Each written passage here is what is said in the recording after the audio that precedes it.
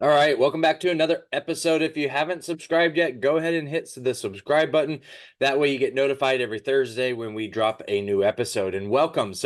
We're going to continue our part series on the 2023 Berkshire Hathaway annual meeting. There is, if you recall, a Q&A session where you have Becky Quick, who is a moderator, and she's asking the questions. And what they're doing is that they had pre-written questions that she's reading from, and then they also have audience live questions, and they're going back and forth. So as I have been already doing, I'm going to indicate if it is a Becky Quick question, or meaning a pre-written question, or a audience live question. So let's go ahead and stop talking and get to talking about the content. So all right, so let me go in here and okay, so question 30, this is an audience question. It's a 15-year-old. What major mistakes we should avoid in both investing and in life? It's a pretty good question. So Buffett answers it first, and he says, you just want to make sure you don't make any mistakes that you take out of the game. You should never have a night when you are worried about investing. You should just spend a little less than you earn.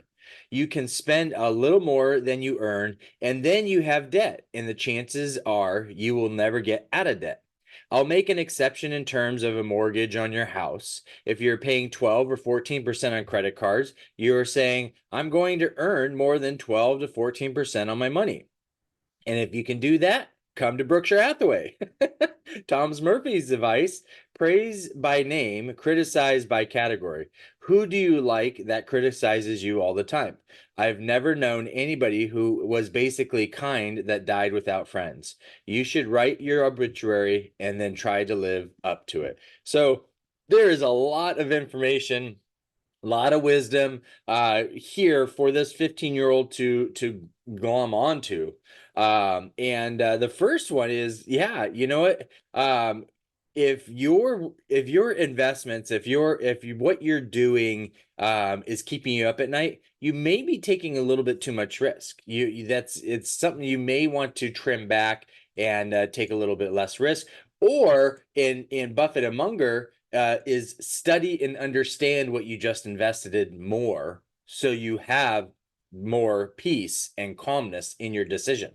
Now, the other thing is the debt aspect is that he's right. And now here's the other thing too, is that remember, when you spend, you're spending from your personal checking account, which means that you've already been taxed on those dollars. So if you're a W-2 income earner and you're whatever tax bracket you're in, remember those dollars are going to the tax man first. Then if you're paying extra to credit card debt and all this kind of stuff, you've got to not only make more than the interest on the credit card debt, but you've got to make more on the taxes too to get ahead, right? And so I think there's some wisdom there. He doesn't talk about the taxes. That's just my little input.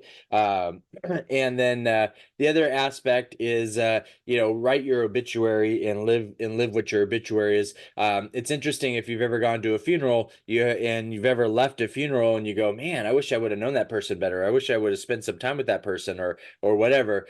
That's how you want to live your life, and it's not necessarily that person was always like that. Funerals tend to bring out the best in a lot. If you're at a funeral and they're destroying the character or the credibility of that individual, they probably didn't have character or credibility. Usually it's people talking about all the great things about somebody that you really wanted to be a part of. And so that I liked that. So Munger spends adds into it, says, spend less than you earn, invest shrewdly, and avoid toxic people and toxic activities. Keep learning all of your life. Do a lot of deferred gratification. Now, as by the time you're watching this episode, Charlie Munger has passed away, and there's wisdom in here, and as well. I mean, he in shorter summarization of what Buffett had said. And I think the biggest thing here is avoid toxic people and toxic activities.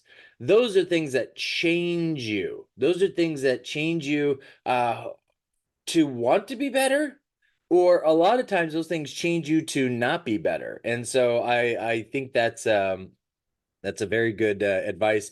And do a lot of deferred gratification. Don't. Oh, I want this, and then go get it. instant gratification affects us quite a bit. And so, all right. So question number 31 is from Quick. One of the key lessons you have learned to be able to live a happy life and a successful life is to stay away from negative people, like they were just saying. My question is, what do you do if those negative people are your families, the people whom you can't simply just stay away from? Buffett adds, if you have a father who won't be there for you, it's a very tough problem. I think that one way or another, I probably would have gotten through that with that if I had that situation, but I think my life would have been a lot different. So this is not necessarily a Berkshire Hathaway question, right? This is a question that this person needs to be talking to a psychologist and not CEO, chairman of a multi-billion-dollar company. But there's some issues this person has, and at the end of the day, is that their advice in the previous question is stay away from toxic people and toxic activity, family or not. Their toxicity is toxicity. So anyways, all right. So audience question number 32. How does Berkshire decide some items are sold at some retailer exclusively? So Grand Animals at Walmart versus others are sold at many retailers, Fruit of the Looms. Buffett says, you would love to control the distribution. You are probably going to get better gross margins if they ask for you by name.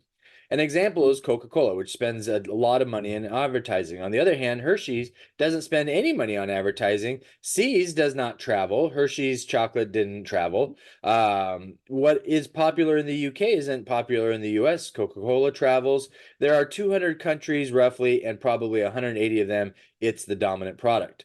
Let's see what Munger says here. And okay, so I think what he's getting at here is really it's some items are sold at retailers exclusively. The bottom line is that the more of a distribution, the better. And you have some companies like Coca-Cola that have become where they're at because of the amount of advertising they do. And then you have companies that don't advertise as much. I think it's really based on your business and what you're looking for.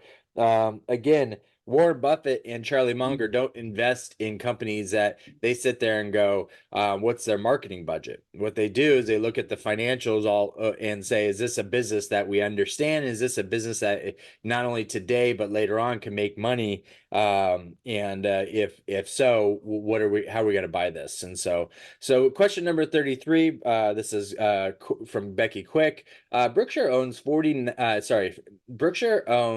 94 million shares of Paramount Global. Its earnings report have disappointed. This week it slashed its dividend by 80%. How do you see the streaming wars evolving? Do you still have conviction in your investment thesis? Is your investment thesis based on the company being an acquisition target or based on fundamentals? Buffett adds, we're not in the business of giving stock market advice to people, but it is not good news when a company passes its dividend or cuts its dividend dramatically. The streaming business is extremely interesting to watch because people love to use their iPhones watching, being entertained on a screen in front of them. But there are a lot of companies doing it. You need a higher price or it doesn't work. Munger says the movie business is one tough business. Buffett adds, theaters are now doing 70% of the business they did before the pandemic, but you can't reduce the supply. People have only got to so many hours in a day. And so here's the thing is that I think the other aspect is, if this is your only dollars you're investing, this may not be a company you want to invest in. It's already the movie business is already a tough business. And when I say movie business, we're referring to all of Hollywood. So anything that has to do with entertainment, it's a tough business, and it's a business that gets affected by economic swings and changes as well. So again, if these are your only dollars, it's probably not something that they would suggest to buy into. They probably didn't just buy into Paramount Global because of it being a movie business. It's a Paramount Global. So I'm sure there is going to be a situation where it's going to thrive in certain environments. And not every company is going to be the best and thrive at the best in every single situation. So.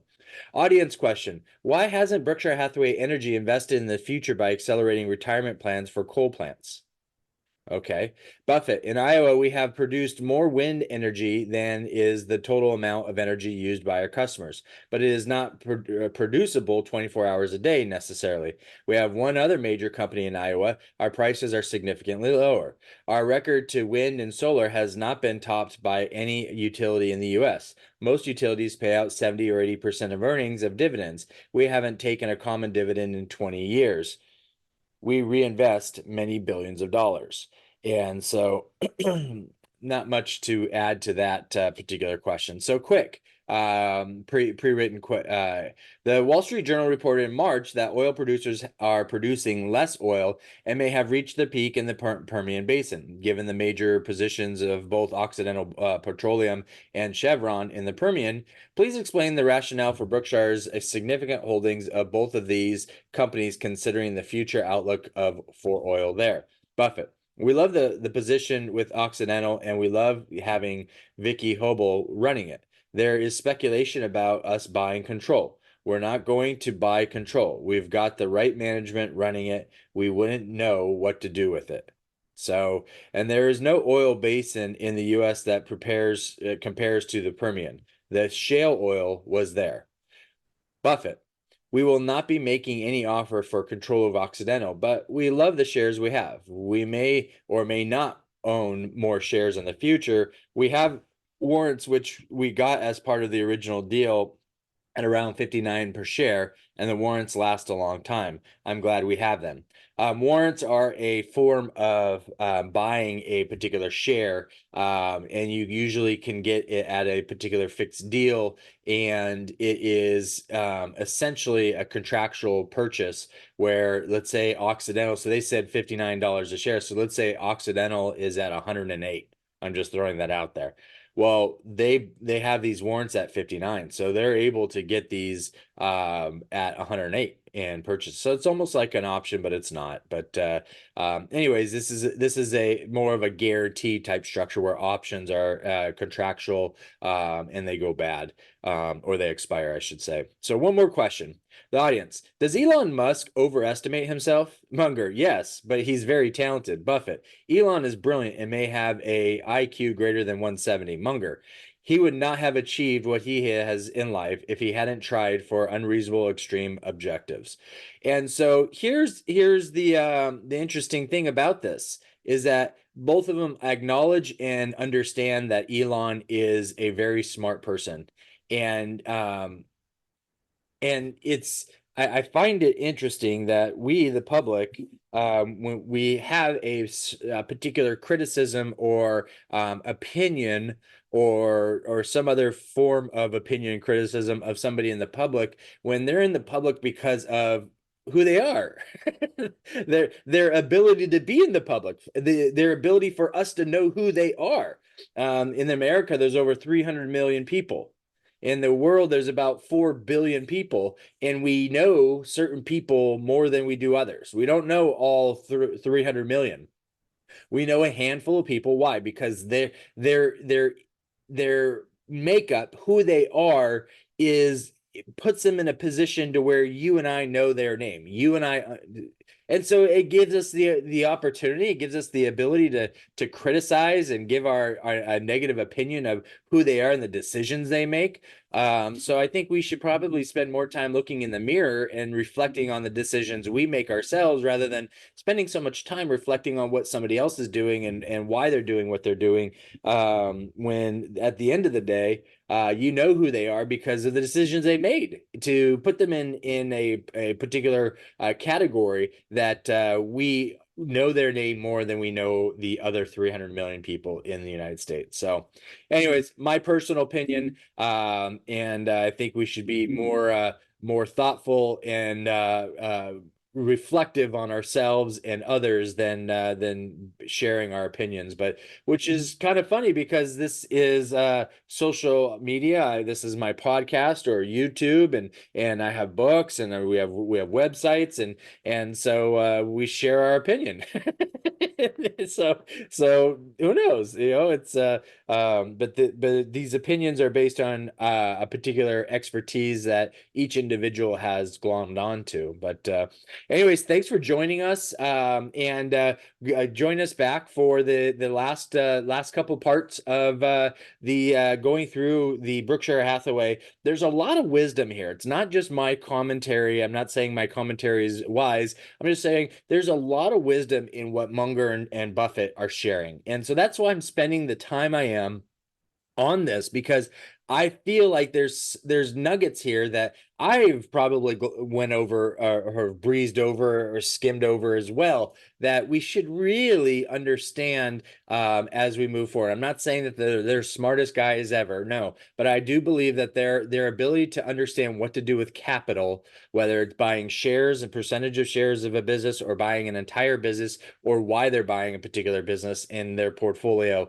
There's a lot of wisdom in the capital that they have, and the amount of cash or capital that they're sitting on is allowing them to be in a position that when economically there's situations that are going to occur, they'll be in a great position to be able to be the best lender out there. They are, quite honestly, a better lender than the United States. And and they've done that because of the wisdom that they're sharing here. So thanks so much for joining us, and stay tuned for the next part, the next episode. Thanks so much. Bye bye.